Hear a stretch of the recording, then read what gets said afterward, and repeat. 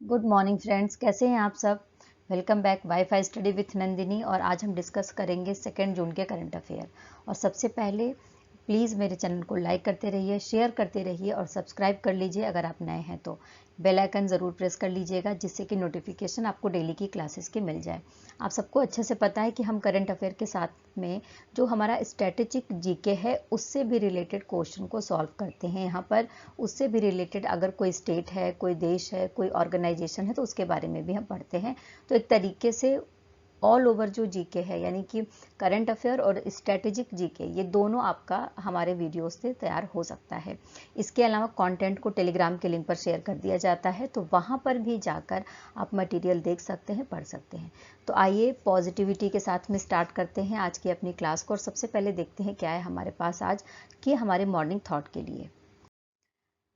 महात्मा गांधी जी को याद करते हुए, उनको नमन करते हुए, उनकी एक कोटेशन है, उनका एक सेंटेंस है जो बहुत ज़्यादा प्रभावित करती है मुझे। जो समय बचाते हैं वे धन बचाते हैं और बचाया हुआ धन कमाए हुए धन के बराबर होता है।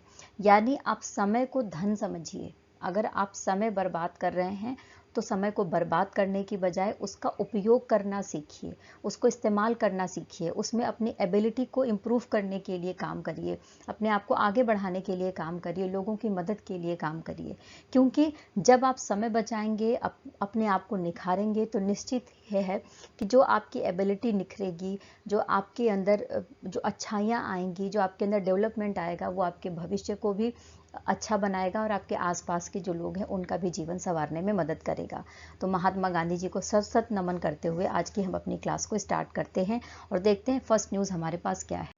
देखो, आज 2 जून है और जैसा कि आप न्यूज़पेपर में आज के दिन देखेंगे कि पूरी दुनिया में अक्रॉस द वर्ल्ड अंतर्राष्ट्रीय सेक्स वर्कर्स डे मनाया जाता है, जिसको अंतर्राष्ट्रीय वैश्य दिवस भी कहते हैं।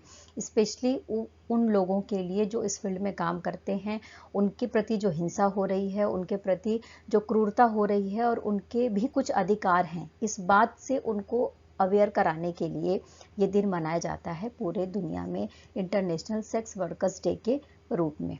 ओके, क्लियर है। देखिए, जिस थीम के साथ मना रहे हैं वो थीम क्या है वो समझ लेते हैं। तो जो थीम है वो है access to justice.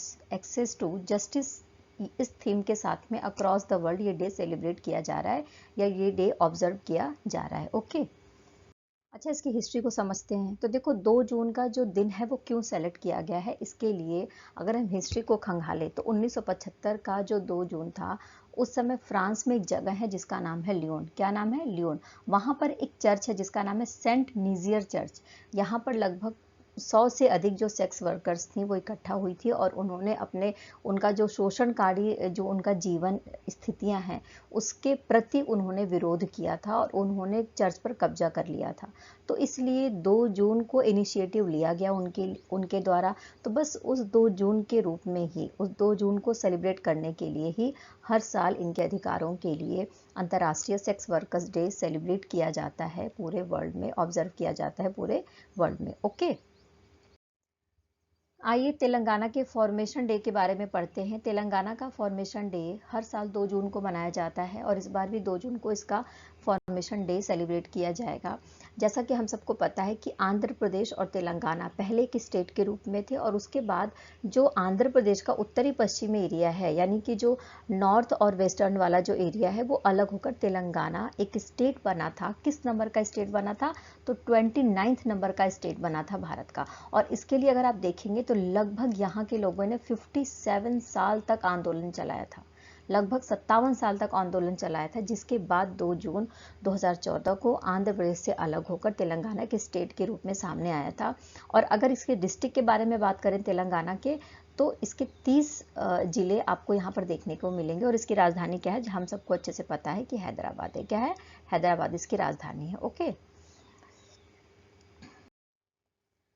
Okay, Telangana was formed on 2nd June 2014 as the 29th state of India by carving out the northwestern part of Andhra Pradesh, यानी आंध्र प्रदेश से अलग होकर इस पार्ट को बनाया गया था स्टेट के रूप में। ओके, देखिए, तेलंगाना के फॉर्मेशन डे के बारे में समझने से पहले हम आंध्रा के फॉर्मेशन डे के बारे में थोड़ा समझ लेते हैं।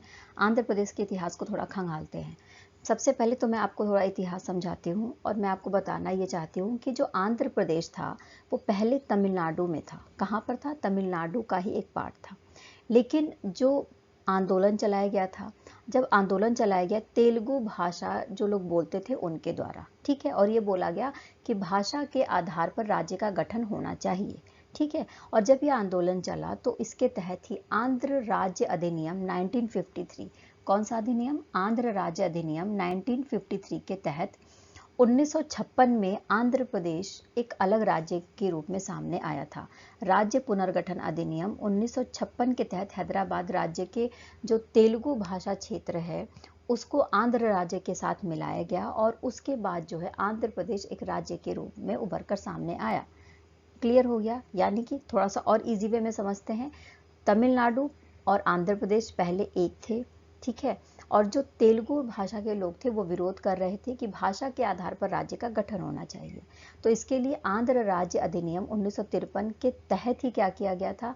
तेलुगु भाषा के जो क्षेत्र थे उनको अलग किया गया था और उनको आंध्र प्रदेश के जो आंध्र राज्य था उसके साथ ज्वाइन कर लिया गया था, मिला लिया गया था। और उसके बाद हम देखते हैं कि राज्य पुनर्गठन अधिनियम 1956 में क्या हुआ कि आंध्र प्रदेश एक राज्य के रूप में सामने आया था जिसकी राजधानी हैदराबाद बनी थी और जहाँ पे एक लैंग्वेज देखी जाए तो बहुतायत लोग तेलुगु भाषा यहाँ पर बोलते थे। क्लियर? और इसके बाद जो आंध्र प्रदेश पुनर्गठन अधिनियम 2014 के तहत आंध्र प्रदेश दो भागों में बट गया। एक भाग बन गया आंध्र प्रदेश और दूसरा बन गया तेलंगाना, जो भारत का 29वां राज्य बनकर सामने आया था। क्लियर? अब तेलंगाना के बारे में जानकारी ले लेते हैं, थोड़ा सा इसका मैप देख लेते हैं। सबसे पहले जैसा कि आप सबको पता ही है कि हम मैप ज़रूर पढ़ते हैं, क्योंकि मैप से क्या होता है कि हमें उस स्टेट के बारे में क्लियर हो जाता है कि उसकी लोकेशन क्लियर हो जाती है कहाँ पर है, और उसके जब मैप क्लियर हो जाता है उसके बाद में अगर हम जो भी डेटा पढ़ते हैं वो हमें याद रहता है। तो देखो सबसे पहले तो इसकी लोकेशन देख लो। भारत के मैप में ये स्थिति है, यानी जो दक्षिणी क्षेत्र है भारत का, दक्कन का पठार है, वहां पर आपको तेलंगाना देखने को मिल जाएगा, ठीक है, जिसकी राजधानी हैदराबाद है। और साथ ही यहाँ पर जो राज्य का पक्षी है वो उसका नाम क्या है? तो पाल पिट्टा, ठीक है। राज्य पशु का नाम क्या है? तो हिरण है, और एक विशेष प्रकार का हिरण है जिसका नाम है जिंका। राजकीय वृक्ष क्या है? जिसका नाम है जम्मी चट्टू, और साथ में राज्य पुष्प क्या है? तो तांगेदु। क्लियर? अच्छा, यहाँ पर देखो कुछ चीज़ें हैं जो हमें पता होनी चाहिए, जो यूनेस्को की धरोहर है उसमें शामिल है। तो एक मंदिर है यहाँ पर जिसका नाम है रामप्पा मंदिर। क्या नाम है? रामप्पा मंदिर। तो और कहाँ पर है ये? तो तेलंगाना का जो मुगलू जिला है, मुलुगु, जो तेलंगाना का मुलुगु जिला है वहाँ पर रामप्पा मंदिर है, जो काकतीय वास्तुकला शैली थी उसमें बनाया गया है और यूनेस्को की विश्व धरोहर जो लिस्ट है उसमें शामिल है। तो हमें ये बात पता होना चाहिए। इसके अलावा हम देखो जब भी एग्ज़ाम होता है तो राष्ट्रीय उद्यान, वन्य जीव अभ्यारण्य ये ज़रूर पूछे जाते हैं। तो आप देखेंगे यहाँ पर एक प्रॉपर लिस्ट दी हुई है मैंने तेलंगाना से रिलेटेड, जो तेलंगाना के राष्ट्रीय उद्यानों के बारे में बताते हैं और वह जो वन्य जीव अभ्यारण्य हैं उनके बारे में भी बताते हैं। तो यहाँ पर राष्ट्रीय उद्यान के बारे में आप देखेंगे तो कासु ब्रह्मानंदन रेड्डी राष्ट्रीय उद्यान, महावीर हरिना वनस्थली राष्ट्रीय उद्यान, मृगवनी राष्ट्रीय उद्यान, और वन्य जीव अभ्यारण्य के बारे में देखेंगे तो किन्नर सानी वन्य जीव अभ्यारण्य, और यहाँ पर एर्तुनरगम वन्य जीव अभ्यारण्य, ठीक है। इसके अलावा ये सारी लिस्ट है जिसमें अच्छा एग्जाम में कौन कौन से वन्य जीव अभ्यारण्य के बारे में पूछे गए हैं ये भी मैं आपको बता दे रही हूँ। तो देखो एग्जाम में सबसे जो ज़्यादा पूछा जाता है, एक तो प्राणहिता वन्य जीव अभ्यारण्य पूछा जाता है, इसके अलावा पाखल पूछा जाता है, और एक पूछा जाता है मंजीरा मगरमच्छ वाला जो वन्य जीव अभ्यारण्य है, और नागार्जुन सागर श्री शैलम वन्य जीव अभ्यारण्य। ये बहुत इंपॉर्टेंट है और ये एग्जाम में पूछे जाते हैं। तो आपको पता होना चाहिए कि ये वन्य जीव अभ्यारण्य कहाँ के हैं? तेलंगाना के हैं। क्लियर? ये लिस्ट दी हुई है प्रॉपर, आप पढ़ सकते हैं, वीडियो पॉज करके भी पढ़ सकते हैं और टेलीग्राम के लिंक पर भी जाकर पढ़ सकते हैं, ठीक है। आइए सखालिन द्वीप के बारे में पढ़ते हैं और साथ में सखालिन द्वीप पर जो परियोजना चल रही है, प्रोजेक्ट चल रहा है, उसके बारे में भी पढ़ेंगे। और सखालिन प्रायद्वीप कहाँ है? तो रसिया में है, ये भी जान लेते हैं। देखो रसिया में एक प्रोजेक्ट चलाया जा रहा है जिसका नाम है सखालिन फर्स्ट। अब इसके तहत क्या किया जाएगा? इसके तहत जब ये प्रोजेक्ट चलाया गया था तो यहाँ पर प्राकृतिक तेल और प्राकृतिक गैस के कुछ सोर्सेज मिले थे, ठीक है। तो उन सोर्सेज से तेल निकालने का और गैस निकालने का काम किया जा रहा था। तो जब ये परियोजना चलाई गई तो देखा गया कि इस परियोजना से लगभग लगभग कितना 2 लाख बैरल प्रतिदिन का जो उत्पादन है वो हुआ है। यानी 2 लाख बैरल प्रतिदिन का उत्पादन करा गया है इस परियोजना के तहत। और कौन सी कंपनी है जो काम कर रही है? तो तेल और प्राकृतिक गैस निगम की सहायक कंपनी है ओएनजीसी विदेश, जिसका नाम है ओएनजीसी विदेश। इसके द्वारा ही ये काम किया गया है। क्लियर हो गया आपको? और साथ में मैं आपको ये भी बता दूं कि ओएनजी विदेश और साथ में ही रूस की बैंकोर नेफ्ट ने भी 26% की हिस्सेदारी है। यानी जो अच्छा, ओएनजीसी विदेश के बारे में मैं आपको ये बता दूं कि ये भारत का जो ओएनजीसी है उसी का एक डिपार्टमेंट है, एक भाग है जो विदेशों में प्राकृतिक गैस के लिए और पेट्रोलियम के लिए काम करता है, उनके सोर्सेस की खोज करता है और उसके बाद ही उससे रिलेटेड जो भी काम है इसके द्वारा किया जाता है। तो रूस की जो बैंकर नेफ्ट है उसके साथ 26% की हिस्सेदारी ओएनजीसी विदेश की है, जिसके तहत भारत की जो ओएनजीसी विदेश है उसका एक महत्वपूर्ण रोल है रसिया के द्वारा जो सखालिन वन परियोजना चलाई जा रही है उसमें। क्लियर हो गया ये? अच्छा, इसके अलावा एक प्रोजेक्ट भी चलाया जाएगा ओएनजीसी विदेश के द्वारा, और ये कहा जा रहा है कि जो मोजाम्बिक प्रोजेक्ट चलाया जाएगा ये कब चलाया जाएगा? तो 2026 और 27 में चलाने की बात की जा रही है। और ये बोला जा रहा है कि इससे उत्पादन बढ़ाया जाएगा और साथ में ही जो नेट ज़ीरो टारगेट है उसको भी कंप्लीट कर लिया जाएगा। जो नेट टारगेट ज़ीरो है 2038 तक डिसाइड किया गया है, उसको भी हासिल करने की कोशिश की जाएगी मोजाम्बिक प्रोजेक्ट के तहत। ठीक है, क्लियर? सखालिन जो फर्स्ट परियोजना है उसको थोड़ा समझते हैं और उसके पहले हम मैप देखते हैं। देखो मैप में जैसा कि आप देख रहे हो रसिया है और रसिया के आप पूरब में देखोगे तो आपको सखालिन देखने को मिल जाएगा। स्पेशली यहाँ पर प्राकृतिक तेल और प्राकृतिक गैस के उत्पादन के लिए ये प्रोजेक्ट चलाया गया है, क्योंकि यहाँ पर प्राकृतिक तेल और गैस के भंडार मिले थे। ठीक है, और साथ में आपको मैं बता दूं कि 2 कंपनियों के बीच में रसिया की जो कंपनी है और साथ में ओएनजी विदेश, इनके बीच में टाई अप हुआ था और इसके बाद से ही ये प्रोजेक्ट चलाया गया है। क्लियर हो गया? देखिए, सखालिन फर्स्ट परियोजना इसलिए चलाई गई क्योंकि प्राकृतिक गैसों की और साथ में ही जो नेचुरल जो तेल है ना, उसके रिसोर्सेज की खोज की जा सके और उसके लिए जो भी गतिविधियां हैं उसको संचालित किया जा सके, जो भी एक्टिविटी है उसको कराई जा सके। क्लियर हो गया? ओएनजी विदेश के बारे में बात करेंगे। देखो, ओएनजी विदेश लिमिटेड इसका पूरा नाम है। भारत की जो पेट्रोलियम और प्राकृतिक गैस मंत्रालय है इसके तहत काम करता है। पूर्ण स्वामित्व वाली और सहायक कंपनी है ओएनजीसी। क्लियर हो गया? मतलब एक सरकारी कंपनी है ओएनजीसी और उसकी एक विदेशी शाखा के रूप में काम करती है, इसीलिए इसका नाम रखा गया है ओएनजीसी विदेश लिमिटेड, जो विदेशों में प्राकृतिक गैस के लिए और तेल के लिए जो भी खोजें हैं वो करती है और उसके लिए जो भी एक्टिविटी है उसमें पार्टिसिपेट करने का काम करती है भारत की तरफ से। क्लियर हो गया? ओके, अब देखो, अब हम बात कर रहे हैं यहाँ पर कुआलालंपुर में। कुआलालंपुर कहाँ है? मलेशिया की राजधानी कुआलालंपुर के बारे में बात कर रहे हैं। वहाँ पर जो है मलेशिया मास्टर्स सुपर 500 टूर्नामेंट हुआ था। मलेशिया मास्टर्स सुपर 500 टूर्नामेंट हुआ था, जिसमें भारत की तरफ से भारत के प्रणय ने BWF वर्ल्ड टूर खिताब जीत लिया है। BWF वर्ल्ड टूर खिताब किसने जीत लिया है? तो भारत के प्रणय ने जीत लिया है। कहाँ पर हुआ था ये? तो मलेशिया का कुआलालंपुर है, वहाँ पर हुआ था और 28 मई को ये प्रतियोगिता जीती गई है प्रणय के द्वारा। तो भारत को इस वर्ष मिलने वाला ये पहला एकल खिताब है। क्लियर हो गया? मलेशिया के बारे में बात करेंगे तो सबसे पहले देखो मैप में मलेशिया को देखते हैं। आप जब एशिया का मैप देखोगे तो और दक्षिणी जो हमारा साउथ और ईस्टर्न वाला एशियन पार्ट है उसको देखोगे तो वहां पर आपको मलेशिया देखने को मिल जाएगा। मलेशिया जो है मलय प्रायद्वीप और बोर्नियो द्वीप, मलय प्रायद्वीप और बोर्नियो जो द्वीप है उसके बीच में स्थित है, यानी उस पर स्थित है। साथ में ही मैं आपको बता दूं कि इसकी राजधानी क्या है? तो कुआलालंपुर है। प्रधानमंत्री अनवर इब्राहिम है और यहाँ पर जो लैंग्वेज बोली जाती है वो मलय लैंग्वेज बोली जाती है। क्लियर हो गया? अच्छा, 2 नियुक्तियाँ हैं हमारे पास जो सेना से रिलेटेड है, जान लेते हैं, समझ लेते हैं, क्योंकि एग्ज़ाम में सेना से रिलेटेड जो नियुक्तियाँ हैं वो ज़रूर पूछी जाती हैं। सेना से रिलेटेड, बैंक से रिलेटेड। तो यहाँ पर जो भारतीय वायुसेना है उसमें air officer incharge administration, air officer incharge administration के रूप में नियुक्त किया गया है एयर मार्शल राजेश कुमार आनंद को। एयर मार्शल राजेश कुमार आनंद को नियुक्त किया गया है एयर ऑफिसर इंचार्ज एडमिनिस्ट्रेशन के रूप में। ये बात क्लियर होनी चाहिए सबको। क्लियर? अच्छा देखो, साथ में मैं आपको ये भी बता दूं कि इनको विशिष्ट सेवा मेडल बाय प्रेसिडेंट भी मिला था, यानी कि इनको प्रेसिडेंट के द्वारा विशिष्ट सेवा मेडल भी मिला था। कब मिला था? जनवरी 2022 में। ठीक है। एयर ऑफिसर इंचार्ज एडमिनिस्ट्रेशन का काम क्या है? तो देखो, जैसा कि नाम से ही समझ में आ रहा है कि इनका जो काम होगा एडमिनिस्ट्रेशन को संभालना होगा वायुसेना से रिलेटेड।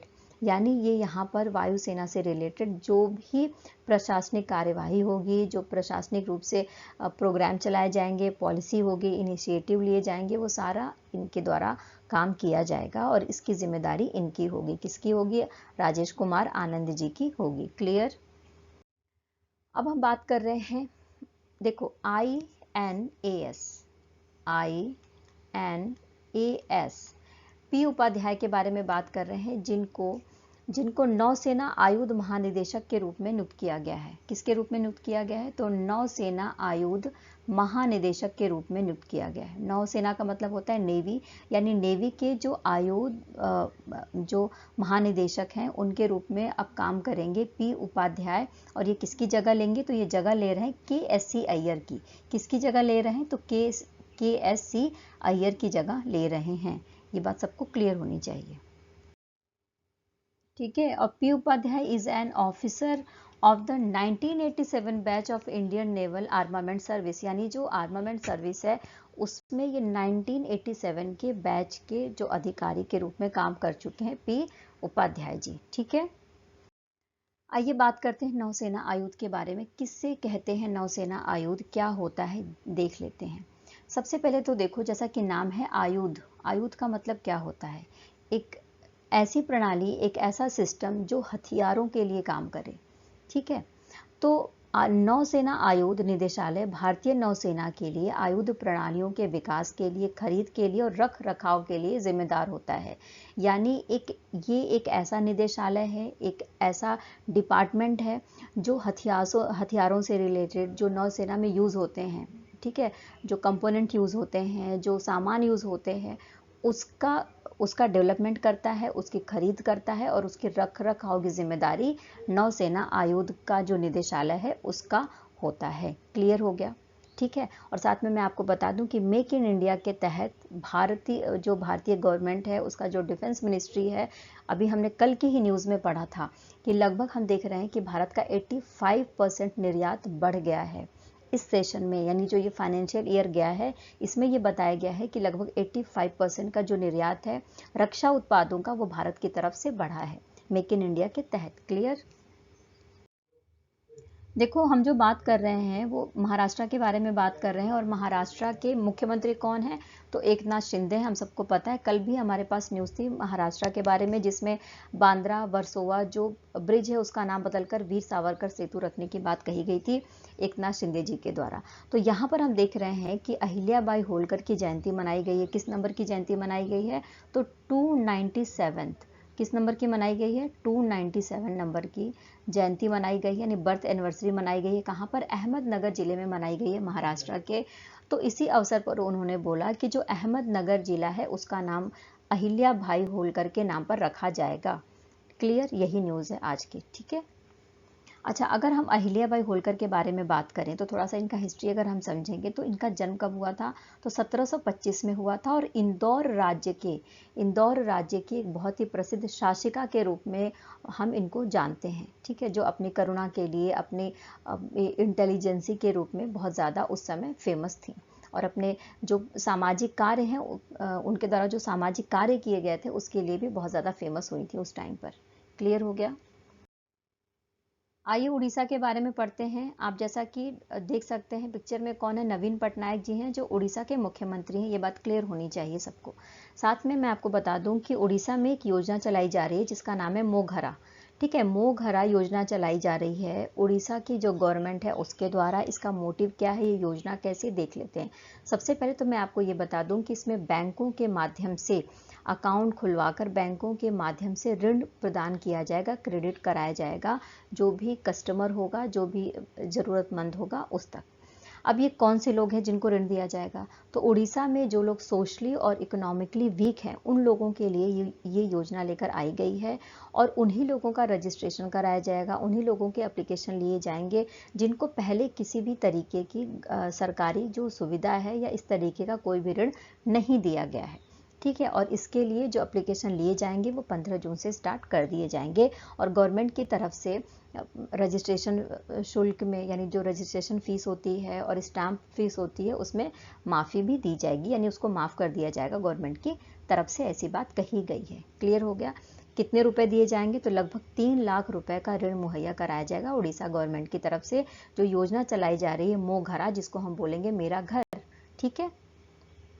अच्छा देखो, साथ में मैं आपको ये भी बता दूं कि इस योजना की स्टार्टिंग कब करी गई है, यानी कब इस योजना को शुरू किया गया है। तो 29 मई को इसकी घोषणा करी गई है। और इसके अलावा ये जो योजना है, ये प्रधानमंत्री आवास योजना ग्रामीण जो चल रही है सेंट्रल गवर्नमेंट की, और इसके अलावा बीजू पक्का घर योजना जो उड़ीसा की पर्टिकुलर योजना है, उसके अलावा ये दूसरी स्कीम लेकर आई है मोघरा नाम से, हाउसिंग स्कीम लेकर आई है उड़ीसा की गवर्नमेंट। क्लियर। आइए उड़ीसा को समझते हैं। सबसे पहले उड़ीसा का मैप देखते हैं। तो उड़ीसा का मैप आप देखोगे तो भारत के पूर्वी हिस्से में आपको उड़ीसा देखने को मिल रहा है। यहाँ पर बंगाल की खाड़ी से सटा हुआ है। इसकी राजधानी भुवनेश्वर है। राज्यपाल गणेशी लाल और मुख्यमंत्री नवीन पटनायक जी हैं, जैसा कि हमने पढ़ लिया है। इसके देखो, हम बात करते हैं दक्षिण कोरिया के बारे में। जब दक्षिण कोरिया के बारे में बात कर रहे हैं तो वहां पर क्या हुआ है, ये खबर आई है अभी 25 मई को। दक्षिण कोरिया ने अपना एक उपग्रह, यानी पहला वाणिज्यिक ग्रेड उपग्रह जिसका नाम है नेक्स्ट जनरेशन स्मॉल सैटेलाइट 2, इसको लॉन्च किया है। कहां से, नारो अंतरिक्ष केंद्र से लॉन्च करा है। किस रॉकेट के द्वारा इसको लॉन्चिंग करी गई है, तो नूरी रॉकेट के द्वारा इसको लॉन्च किया गया है। और आप देखेंगे तो इसमें 7 क्यूब आकार के उपग्रह थे। कितने उपग्रह थे, तो 7 क्यूब आकार के उपग्रह थे जिसकी लॉन्चिंग कर दी गई है और जिसकी घोषणा भी करी गई है वहां के विज्ञान मंत्री ली ने के द्वारा। ठीक है, समझ में आ गया। अच्छा, साथ में मैं आपको ये भी बता दूं कि जो जो दक्षिण कोरिया है वो अपने स्वदेश रूप से निर्मित अपनी टेक्निक के माध्यम से उपग्रह लॉन्च करने वाला पूरी दुनिया का 10वां देश बन गया था पिछले साल, यानी 2022 में ही 10वां देश बन गया था पूरी दुनिया का, जिसने पूरी तरीके से अपने ही टेक्निक का इस्तेमाल करके किसी उपग्रह की लॉन्चिंग करी है। इस लिस्ट में शामिल हो गया है। क्लियर। अच्छा, इसके साथ साथ में साउथ कोरिया का ये भी प्लान है कि वो 2027 तक नूरी रॉकेट के माध्यम से 3 और जो है उपग्रह को लॉन्च कर देगा। ऐसा उसका एम है। ठीक है। देखिए, आइए हम बात करते हैं साउथ कोरिया को, थोड़ा समझते हैं साउथ कोरिया को। सबसे पहले मैप देखो, साउथ कोरिया, नॉर्थ कोरिया आप देख रहे हैं, ईस्ट सी है यहाँ पर, सी ऑफ जिसको हम सी ऑफ जापान भी कहते हैं। सबसे पहले जब आप एशिया का मैप देखोगे और पूर्वी एशिया वाले हिस्से में आओगे तो वहाँ पर आपको साउथ कोरिया देखने को मिल जाएगा। और आप देख रहे हैं इसका बॉर्डर साझा होता है नॉर्थ कोरिया से, और इन दोनों के बॉर्डर पर यहाँ पर बहुत हैवी मात्रा में यहाँ पर सेना स्थापित की गई है दोनों देशों के बॉर्डर के बीच में। क्लियर हो गया। साथ में आपको मैं बता दूं कि इसके राष्ट्रपति कौन है, तो यून सू ये वोल हैं, राजधानी सियोल है, और प्रधानमंत्री हॉन डक सू हैं। कौन है, हॉन डक सू यहाँ के प्रधानमंत्री हैं साउथ कोरिया के।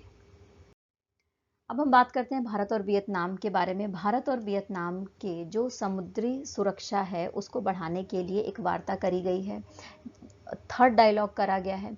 The third maritime security dialogue was held by the officially of India and Vietnam in New Delhi on 31 May, यानी 31 मई को भारत और वियतनाम के बीच में जो थर्ड नंबर का डायलॉग था समुद्री सुरक्षा को लेकर, वो किया गया है अधिकारियों के बीच में।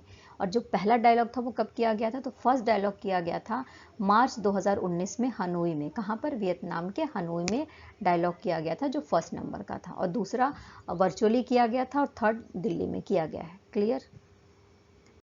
देखो, ओके ठीक है, हनोई में किया गया था मार्च 2019 में, सेकंड नंबर का। क्लियर हो गया। और थर्ड नंबर का, सॉरी, फर्स्ट नंबर का हनोई में किया गया था मार्च 2019 में, और सेकंड नंबर का किया गया था 2021 में वर्चुअली किया गया था, और इसके बाद थर्ड नंबर का अभी 31 मई को नई दिल्ली में किया गया है। क्लियर।